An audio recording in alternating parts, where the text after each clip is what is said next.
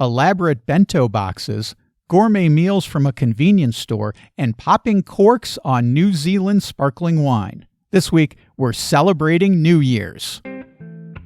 Traveling the world to bring you delicious dishes, tasty beverages, and interesting experiences. This is the Destination Eat Drink Podcast on the Radio Misfits Podcast Network. I'm Brent Peterson. Welcome to Destination Eat Drink, the travel podcast for foodies. This is where food and travel come together at destinationeatdrink.com, on the Destination Eat Drink YouTube channel, and here on the Destination Eat Drink podcast. This week, it's a brand new episode as we celebrate New Year's Eve all over the world. But first, for all you foodie travelers, I've got a bunch of new stuff at destinationeatdrink.com. I just posted a new story about a very different bank in Porto, Portugal, where instead of money, tiles are deposited. You can read that at destinationeatdrink.com/blog. I also just posted a brand new video. This one is about my foodie road trip to Cape Cod, Massachusetts. Along the way, I even find a Portuguese pastel de nata. You can see that by clicking on the video tab at destinationeatdrink.com or by going to my YouTube channel at destinationeatdrink946. Okay, I'm ready for fireworks, some sparkling wine, and a Japanese feast, so let's eat. Destination Eat Drink.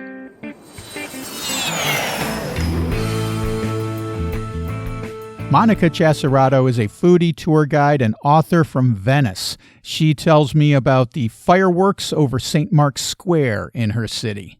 What is New Year's like in Venice? Is it a big celebration, or has it changed over the years? Yes, so it used to be a big celebration, and I remember, things obviously changed worldwide with COVID and in Venice too. So before the COVID, in Venice was beautiful because there were these beautiful fireworks. They were made in front of St. Mark's, and I remember, must have been about 12 years ago, it was really beautiful. I actually managed, I was invited for a dinner to the lady that actually, the lady that inspired my book, Cicchetti book. And, she was one of the historic cooks of Venice, one of the most famous places in Venice. She invited me for dinner, so you can imagine, my excitement of the food that I was going to have. And after that, when we finished the dinner, we walked from her house that is in Cannaregio, we walked all the way to St. Mark's Square.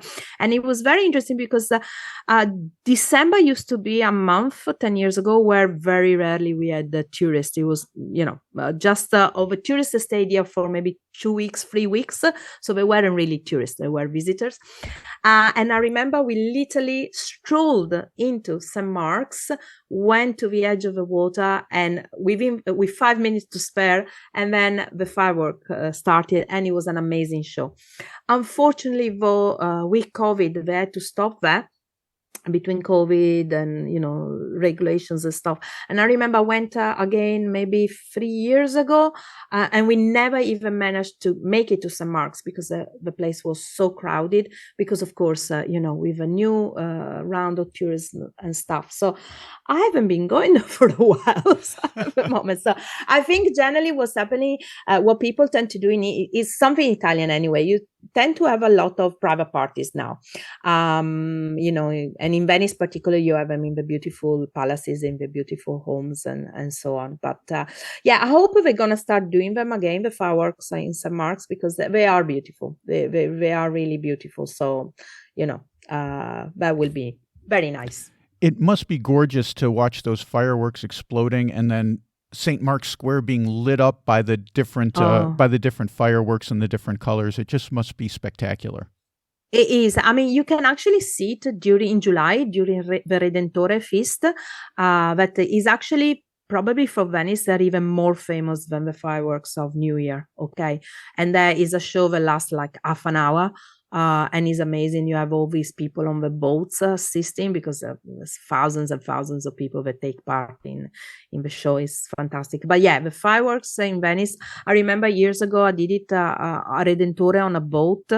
and it was something unique. It is amazing because, of course, you've got is this combination of it, the noise of the people, the noise of the fireworks, the lights, the smell, of the smoke of the fireworks, the dust that falls on you because you are literally underneath them. It's amazing. It's really something unique. Definitely unique. Even though I got to say, I'm more of a person that because I'm very worried about animals, so I'm very worried about the fireworks for animals. So I hope one day we can do exactly the same things, but with drones, because I think it will be, let's see, safer. Okay, but still, fireworks is fireworks. What can I say? It's just beautiful. Yeah, it is something to consider because, as a person who loves dogs, it is a terrifying time for dogs because a lot of them are not used to this and they get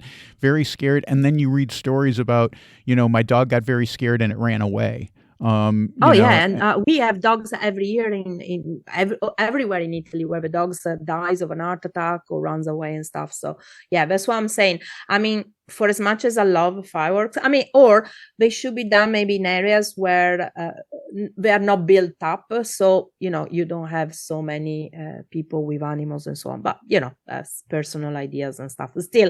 They're still beautiful to see, though. No denying that. And the drone is a great high tech way of doing this because I've seen at concerts now, rather than having fireworks at the end, they have drones, and the drones are almost more spectacular because of their precision and the different designs that they can do. It makes it very, very interesting to see that in the sky and all the different things that they're able to do with drones now. Exactly. I mean, I saw some drone shows and it was like, oh, okay, I can go with this. Sometimes doesn't mean, I'm a very traditional person, don't get me wrong, but sometimes technology is good, for certain things. Otherwise, we'll still be using the, lighting the fires with a stone and, and a stick. 2 stones, So yeah, exactly. So, we do, there is tradition and then there is also be able to move forward, they're 2 different things. Bruce Handel takes hungry visitors around his city of Hakata in Japan. He talks about the New Year's tradition in Japan and how it's changed over the years. Bruce, you've been in Japan now for 38 years, so you've seen 38 New Year's celebrations. What's New Year's Eve? What's New Year's Day like in Hakata, Japan? Well, New Year's Eve it's not like it is in North America. It's not like you go out and party that much. It's generally a family thing. People will return home maybe once a year from Tokyo to their small towns and hang out with the relatives. And it's actually a really intense time of work Japan's still very traditional, so the women do the cooking. And the idea is that women will prepare for days for New Year's so that they don't have to cook during the first few days of the New Year. When I say prepare, they create these elaborate bento type boxes with all kinds of mandatory dishes that you have to have. And they vary depending on the region that you're in. There's a soup, and there's loads of different rice dishes and different preserved vegetable dishes and different kinds of fish that you have to have. And we celebrate like with a wintertime fruit, the mekons, which are tangerines, I guess, mandarin oranges. And for me, the first few years in Japan, it was a really wonderful thing because we didn't have convenience stores when I got here. So you had to have this kind of traditional New Year's food, and you'd be invited to a friend's house and the food would just keep coming. But see, with the advent of convenience stores and 24-hour stores and things like that in Japan, there's not the big necessity for the moms to prepare this food. So it's not as much fun as it used to be. I mean, the supermarkets would close for a week and you'd be eating this osechi ryori that had been prepared. And it was, instead of watching football all the time like we do in the States, we'd be sitting in the kotatsu. Now, I have to describe that. The Japanese old houses, you used to sit on the floor and they would have this table with a blanket built into it and a heater underneath. And you'd warm your legs and you would eat at this table and read and watch TV and eventually pass out from eating too much. and your whole life was really focused on sitting on these tatami mats and sitting at the kotatsu. And all of that, of course, has changed, with the modernization of Japan. It's still available, I suppose, if you go to a traditional Japanese inn. But yeah, I would have to say that New Year's in Japan now is maybe going to a hot spring resort and eating all kinds of different foods, not just what used to be the standard thing for probably hundreds of years, the osechi. It's a good time to travel in Japan because everybody's at home. Are places mostly open? So you're saying this is a good time to travel. Would this be a good time for tourists to come to Japan? Would they be able to enjoy stuff? Because I remember, years ago we were in Turin, Italy over Christmas and New Year's, and so many places, we had a great time, but so many places that I wanted to go to were closed. I would agree with you that it's probably not the best time for tourists to come over unless they had a package, full-on package, and stayed at a resort. That would cover all the bases. If you do that, if you book an inclusive tour, then you're okay. But you're right, you could go out into town, and it's always disappointing now when the restaurants are closed and people have gone on holiday. They've left their business to go home. So the caveat is, yeah, it's a good time to come to Japan. It's cold, and it'll be nice and quiet. The skies will be clear, but you should probably book into a resort type place or a traditional Japanese inn and have all your meals covered. That being said, if you don't, I don't know, we could have a whole program about Japanese convenience stores because they are mind blowing, and that is always an option where any time of year, 24/7. I mean, the food at Japanese convenience stores bears no resemblance to anything we grew up with growing in the United States. Fresh foods, salads, incredible things like that. Oh my God. Oh, I tell you, it's a gift from God, these convenience stores. And when I ride my motorcycle around Japan, I will inevitably, I'll ride on a solo trip and I don't need to go to a restaurant and be alone, kind of awkward in a restaurant. I'll just go to a convenience store, grab a salad, grab some chicken that has been beautifully flavored and some potato salad and whatever, and mix it all together. But the kind of food, you could actually have really nutritious food at a convenience store in Japan. That can be done any time of the year. And the variety of things. Anthony Bourdain was a real fan of Japanese convenience stores. He's my hero. And I think of him every time I eat an egg salad sandwich from a convenience store. So this isn't your mother's 7-Eleven. This isn't going in for a six pack and some beef jerky.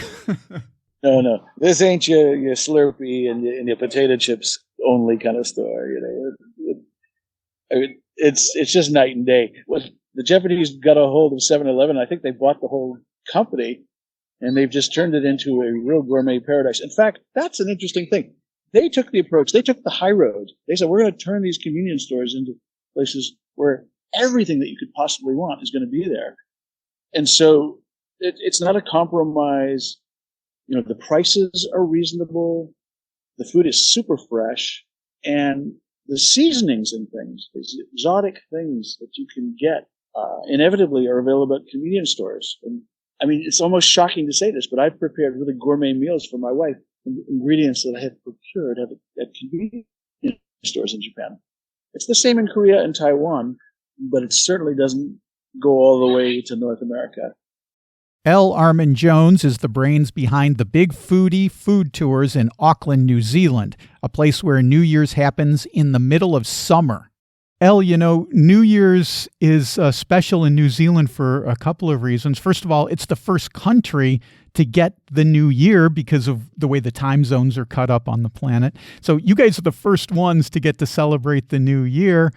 And in addition to that, since you're in the Southern Hemisphere, New Year's happens in the middle of summer. So it's really a nice time of year. Tell me about how you guys celebrate New Year's in Auckland. Always ahead of the time in Auckland. It's great to have the first celebrations. The Sky Tower goes off. If you've been to Auckland, if you're coming to Auckland, we have this beautiful tower in the middle of the city centre that does the firework display, and that is always just spectacular to watch. A lot of the cities around the country will have local events going on. as you mentioned, it's summertime, so a lot of people have escaped from the city as well. They've gone to the beach. There's barbecues. They're at their beach houses. They're on holiday camping with family. So it really is a sort of Christmas is the family time. New Year's Eve is the friends time, sort of traditionally with families. So anything from being in town, great meal, celebrating the end of the year, the start of the new one with something special, watching those fireworks, or being out at the beach. And I know the times that we've been away for New Year's Eve, there's nothing more fun than partying all night and watching the sun come up on a new year and knowing, whether you make those resolutions happen or not, it's the start of something fantastic. Yeah, for me, we were down there 2018 into 2019, and we weren't in Auckland. We were actually down in Napier. And what you say is absolutely true, because it was the middle of summer. I remember I was wearing shorts and a T-shirt on New Year's Eve, which is something we never did in Chicago. We never did in Rhode Island, because you're freezing your butt off. You're wearing gloves and heavy coats and scarves. And, you're like, oh, do we really want to go outside and watch the fireworks, or can we just sit here and drink some more? But I remember distinctly laying on those black sand beaches, just watching the fireworks go off over our heads. And it was fantastic. It was an experience I will never, ever forget, because it was so special in New Zealand, not just because we were the first ones to celebrate the New Year, but because it's really unique to get to enjoy summer weather instead of winter weather when ringing in the New Year. Yeah, I mean, 20 years I've been in this country. I'm still not used to Christmas being warm, barbecuing. It still should be for me tucked up around the family table with a big roast. New Year's Eve was always in the pub or at a party, and here it's very much be outside. The fairy lights are on, crack some great New Zealand wines, have beautiful platters, celebrate with your friends. And even, when my friends were having kids and we had all the kids crammed upstairs, sleeping on beds, when they were tiny babies, we were still staring out of the kitchen window, looking at the Sky Tower to watch the fireworks. It is a unique and special place to be here for Christmas and New Year. And I would highly recommend people come and enjoy it. I don't think I've had sparkling wine from New Zealand, but you guys make such great white wines. There must be really good sparkling wine that you're popping corks on New Year's Eve. We have got some of the most beautiful Method and Cremant in, I think, the world. I'm biased, but I'm right. Locally to me here at Kimu River, they make a Cremant, so it's single vineyard grapes making a sparkling wine. It is absolutely spectacular. Down in the Marlborough region, we've got beautiful Method coming off the vineyards there. And in fact, there's another family-owned business, just thinking about it, called Solgens, a vineyard in their 5th generation, about 10 kilometers from me. They've been making a fusion sparkling wine, which is a sweet. The grape varietals completely escape me now. I've started this, but fusion has been, one of their top sellers for years, really popular with weddings. And it is something that was one of the first sparkling wines I tried in New Zealand and thought it was quite lovely. Pelorus from Cloudy Bay is notorious. When Cloudy Bay was bought by one of the French houses, Pelorus was beating some of the champagnes in blind tasting. And of course, that irritated the French somewhat. But we do produce some really good sparkling wine here. Pauline Lee from Simply a Knack Food Tours is a foodie tour guide in Malaysia. She tells me about a dish for New Year's called rojak. Pauline, we've got New Year's coming up, and I'm just wondering, what's the celebration for New Year's like in Kuala Lumpur? What would a typical New Year's Eve be like? In Malaysia, we all eat. It's all about eating with the 15 public holidays that we have, including New Year's Day. So, of course, most people would spend like maybe first half of the day or the earlier celebration with the family. And then usually we would go to the Kuala Lumpur City to near the KLCC or some of the tallest towers to have fireworks. And then, of course, these days it's trend to be in the rooftop bars, also for the view and the fireworks. Sounds like fun. You said it's about the food. Is there one particular dish that's traditional that we would have to have on New Year's Eve? Yeah, it's interesting. I've been hearing all this one dish, like in Korea, they have something like that, in Philippines as well. But in Malaysia, we don't have what's this one dish. We just have just like a typical Malaysian. So we have a term called rojak. Rojak is a dish as well. It's a mixed fruit salad. Yeah. So I will have to end it by saying we do it the rojak Malaysian way. Everything goes. Mix of food. Whether you like it Western, Eastern, Oriental, Asian, Malaysian, we have a party of different kinds of food. I love this idea of the mixed fruit on New Year's Eve. This is delightful. What, so for you, I know you said anything goes and there's all different kinds of fruit, but for you, Pauline, if you had your favorite rojak, what would be in that? Sorry, Brent. So I was just going to say that with the rojak, what I meant was it's a dish, but it also on the side means that it's a mixture of everything. Okay. So what I was trying to say, it's a mixture of dishes that whether we have it mixed Malay, we have it mixed Indian, Chinese, Western. So we have a mixture of food. So this would be actually a very Malaysian dish because not only does it have Malaysian influence, but it has all these other influences coming in as well. I think that's a wonderful way to bring in the new year, don't you? Yes, with different kinds of Malaysian dishes and street food all together. Satay, rotis, char kway teow, siu bao, ban mi, murtabak. That's the way to celebrate Malaysia, at least. Okay. Happy New Year, everyone. Have a great celebration wherever you are. I've got links to the info for all this week's guests in the show notes at radiomisfits.com/DED265. And if you like this episode, please rate and review it on your podcast app. Thank you so much for that. Well, that's it for this week. That's it for this year. We'll be back in 2024. And next week, more good cheer and celebration as we enjoy wine from Florence, from Rome, from Croatia, even from Bolivia. Don't miss that. Destination Eat Drink is distributed by the Radio Misfits Podcast Network and Ed Silla, a guy who washes down his Bolivia wine with Paraguayan scotch. Thanks, Ed. I'm Brent Peterson. I'll see you down the road. Join us next week for another culinary adventure on Destination Eat Drink, a presentation of the Radio Misfits Podcast Network.